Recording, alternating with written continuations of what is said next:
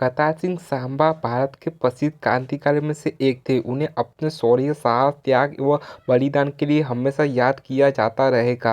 भारत के युद्ध में जिस प्रकार वीर अभिमन्यु ने किशोर अवस्था में ही कर्तव्य का पालन करते हुए मृत्यु का आलिंगन किया था, उसी प्रकार सराभा ने भी अभिमन्यु की भर्ती केवल 29 वर्ष की आयु में ही हंसते हंसते देश के लिए अपने जीवन का बलिदान कर दिया। उनके शौर्य एवं बलिदान की मार्मिक कथा आज भी भारतीयों को प्रेरणा देती है और देती रहेगी। यदि आज के युवा सराभा के बताए हुए मार्ग पर चले तो न केवल अपना अपितु देश का मस्तक भी ऊंचा कर सकते हैं। करतार सिंह सराभा का जन्म पंजाब के लुधियाना जिले के सराभा नामक गांव में माता साहिब कौर के गर्भ से हुआ था। उनके पिता का नाम मंगल सिंह था, जिनके दो भाई थे। उनमें से एक उत्तर प्रदेश में इंस्पेक्टर के पद पर प्रतिष्ठित तथा दूसरा भाई उड़ीसा में वन विभाग के अधिकारी के पद पर कार्यरत था।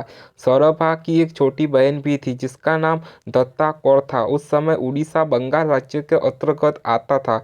बाल्य अवस्था में ही सराभा के पिता का स्वर्गवास हो गया था। उनके दादा बदन सिंह ने उनका तथा छोटी बहन का लालन पालन किया था। सराभा ने अपनी पारंपरिक शिक्षा लुधियाना में ही प्राप्त की थी। 9वीं कक्षा पास करने के पश्चात वे अपने चाचा के पास उड़ीसा चले गए और वहीं से हाई स्कूल की परीक्षा प्राप्त की।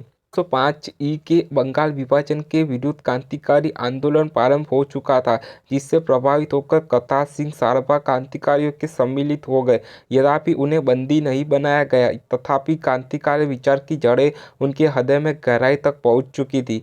1911 में सराभा अपने कुछ संबंधियों के साथ अमेरिकी चले गए। वे 1912 में सैन फ्रांसिस्को पहुंचे। वहां पर एक अमेरिकन अधिकारी ने उनसे पूछा, तुम यहाँ क्यों आए हो? सराभा ने उत्तर देते हुए कहा, मैं उच्च शिक्षा प्राप्त करने के लिए उद्देश्य से आया हूँ। किंतु सराभा उच्च शिक्षा प्राप्त नहीं कर सके। वे हवाई जहाज बनाने एवं चलाना सीखना चाहते थे। अंत इस उद्देश्य की पूर्ति हेतु एक कारखाने में भर्ती हो गए। इसी समय उनका संपर्क लाला हरदय से हुआ, जो अमेरिका में रहते हुए भी भारत की स्वतंत्रता के लिए प्रयत्नशील दिखे। उन्होंने सैन फ्रांसिस्को में रहकर कई स्थानों का दौरा किया और भाषण दिए। सराभा हमेशा उनके साथ रहते थे और प्रत्येक कार्य में उन्हें सहयोग देते थे। करतार सिंह सराभा साहस की प्रतिमूर्ति थे।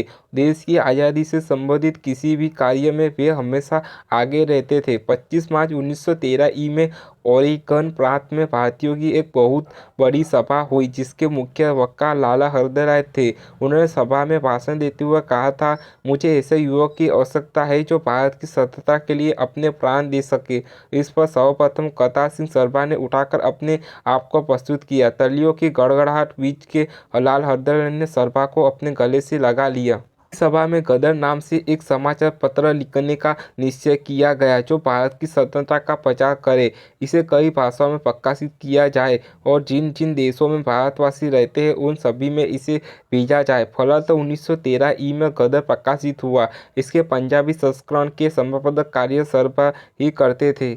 1914 में जब प्रथम विश्व युद्ध प्रारंभ हुआ तो अंग्रेज युद्ध में बुरी तरह फंस गए। ऐसी स्थिति में गदर पार्टी के कार्यकर्ताओं ने सोचा और योजना बनाई कि यदि इस समय भारत में विद्रोह हो जाए तो भारत को आज़ादी मिल सकती है। अंत अमेरिका में रहने वाले 4000 भारतीय इसके लिए तैयार हो गए। उन्होंने अपना सब कुछ बेचकर गोला बारूद और पिस्तौलें खरीदी और जहाज में बैठकर भारत के लिए रवाना हो गए। उन लोगों में से एक सराभा भी थे, लेकिन कार्य पूर्ण होने से पूर्व ही भेद खुल जाने का कारण बहुत से लोगों को गोला बारूद सही मार के व कुछ को भारत के समुद्री तट के किनारे पर पहुंचने से पूर्व ही बंदी बना लिया गया।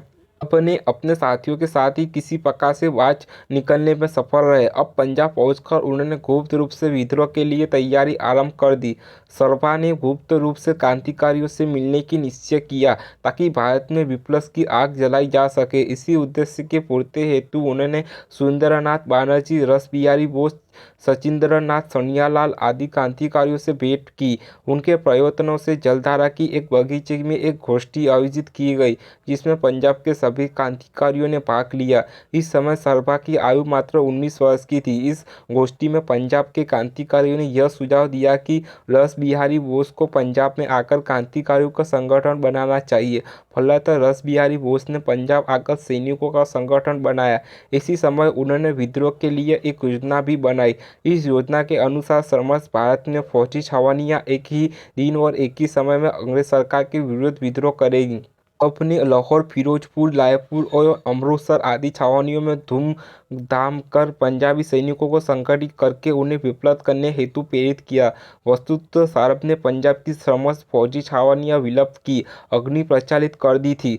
रास बिहारी बोस छद्मवेश में लाहौर में एक मकान में रहते थे। सौरभ ने उनके पास मिलने के लिए आते-जाते रहते थे। योजना के अनुसार 21 फरवरी 1915 का दिन समाप्त भारत में क्रांति के लिए निश्चित किया गया था। 15 फरवरी को ही भेद खुल गया।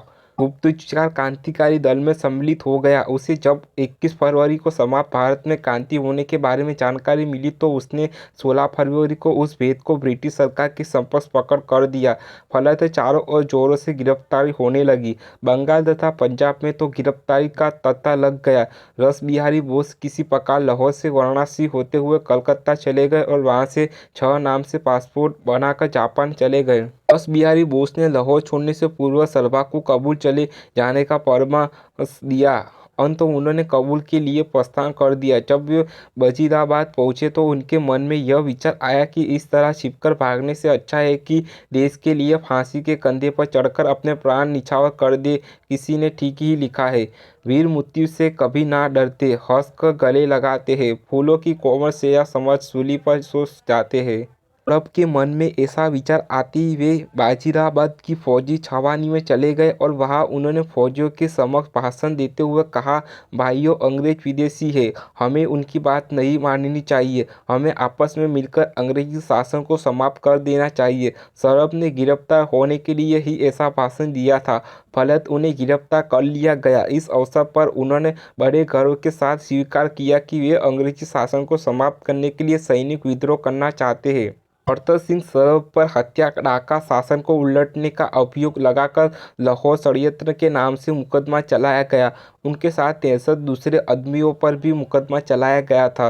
सौरभ ने अदालत में अपने अपराध को स्वीकार करते हुए यह शब्द कहे, मैं भारत की क्रांति लाने का समर्थक हूँ और इस उद्देश्य के पूर्ति के लिए अमेरिका से यहाँ आया हूँ। यदि मुझे मृत्युदंड दिया जाएगा तो मैं अपने आप को सौभाग्यशाली समझूंगा, क्योंकि पुनर्जन्म के सिद्धांत के अनुसार मेरा जन्म फिर से भारत में होगा और मैं मातृभूमि की सल्तनत के लिए काम करूंगा।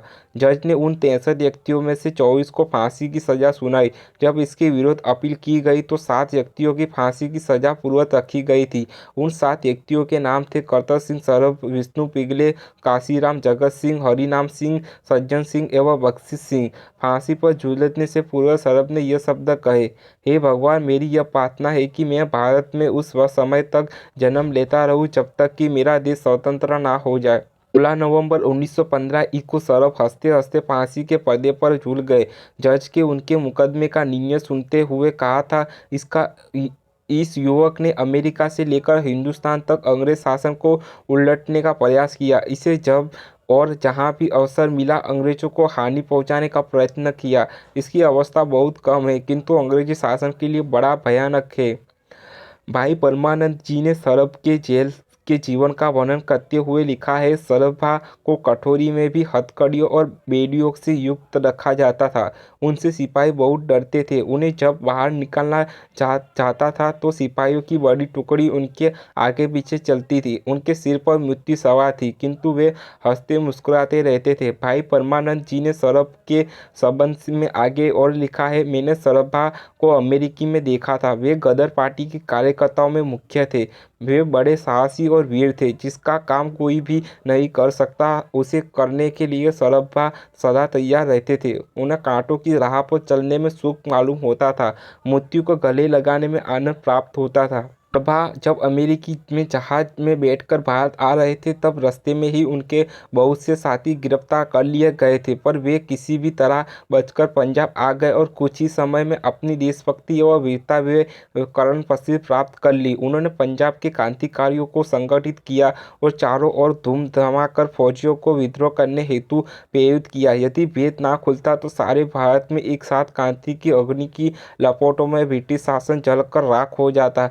सौरभा भी भारत माँ के एक ऐसे लाल थे जिन्होंने देश की स्वतंत्रता के लिए असंख्य कष्ट सहे और यहाँ तक कि अपने प्राणों का उत्सर्ग कर दिया। ऐसे वीर सपूत का नाम भारतीय स्वतंत्रता आंदोलन के इतिहास में हमेशा स्वर्ण अक्षरों में लिखा जाएगा।